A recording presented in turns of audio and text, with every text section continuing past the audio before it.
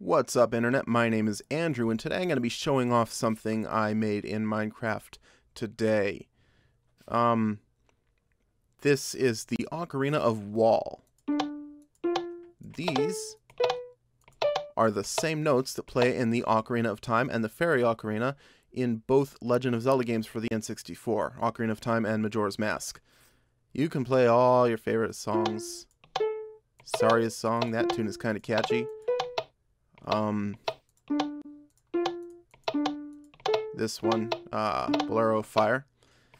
They all work. I'm not going to show off every single song. That would be a waste of time. You already know how to play them if you ever played these Zelda games on N64.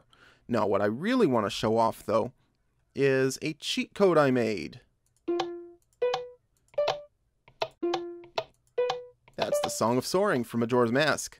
And it brings you to this, a stage select room. Now, this is very work in progress. Most of these buttons are completely non-functional. They will be used later when I make a full adventure map out of this. This is just some prep work I was doing because I didn't want to have to manually fly to every single room every time I test it. This will save me a lot of time in testing. Intro leads you back here. But what I really want to show off is the redstone behind it. This is all the redstone I used for that whole thing. Now, there's probably redstone aficionados who could make this way more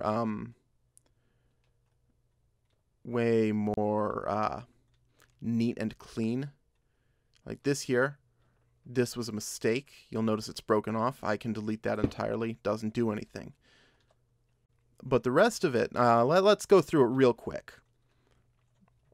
There's 5 note blocks, 5 buttons in there. The first one, since it's not part of the Song of Soaring, it takes the scoreboard I made and actually resets the score to 0. The scoreboard is called debug cheat. Resets that to 0. The idea is we're trying to count to 6. A correct note will increment that number by 1, such as this here. This comes from the second button, which is the first and fourth note in the song. And if you press it,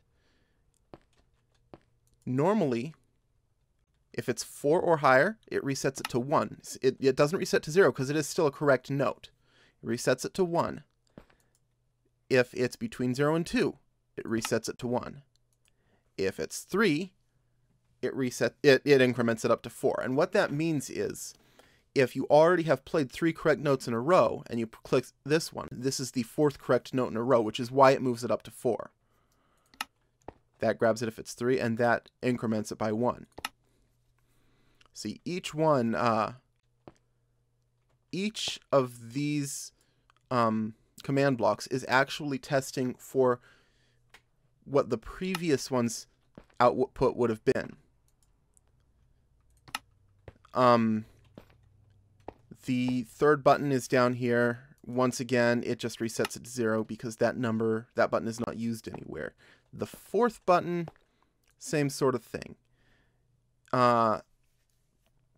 If it's 4, then it increments it up to 5 because it's the 5th correct note.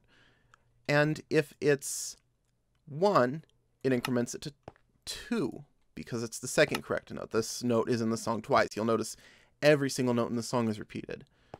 And so on and so forth.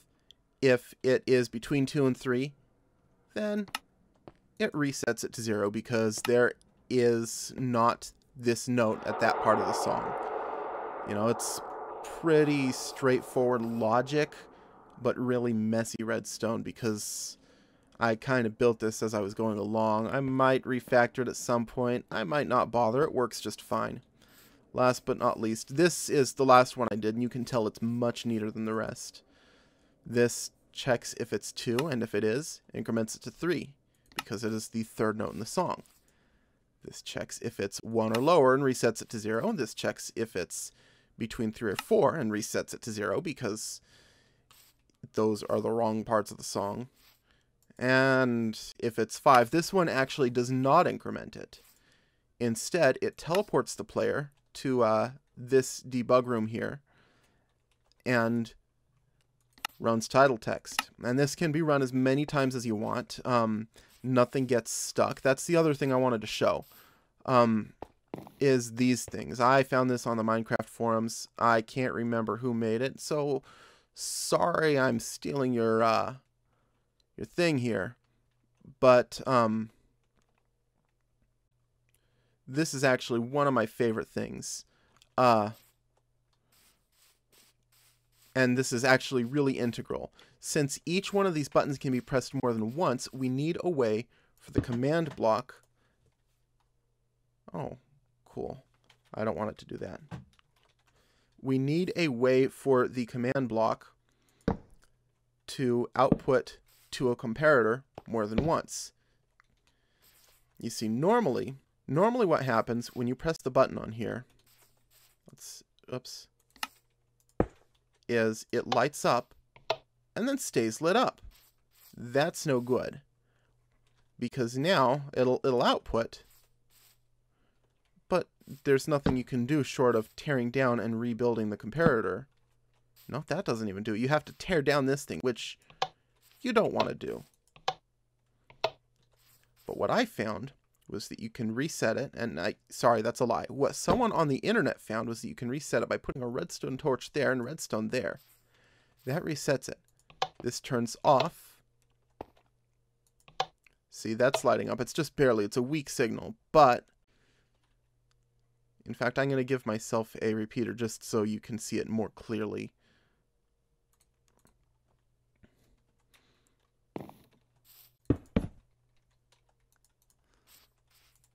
See, that lights up all the way, and this causes this comparator's signal to completely reset. Now, I have that on every single command block here that outputs to anything else. This one, it doesn't need to output, it just needs to run, so that's okay. But these other ones, they have, since it has a test and only outputs if it's true, that's why we need the comparator. But since we need the comparator to turn off, we need to do this every time. And it's kind of a pain, but it's effective. So anyway, that's it. That's my, that is my Song of Soaring cheat code. Eventually, I intend to use this as part of a bigger adventure map, so that I don't have to redo. I don't have to fly around and remember where everything is when I'm testing. But I think I'll probably leave it in there as a little Easter egg for anyone who might discover it or might think to do the Song of Soaring. Any questions or comments? Feel free to leave a comment. And if anyone has done something like this, maybe a better or cleaner job, I would love to see it. Let me know. Thanks for watching.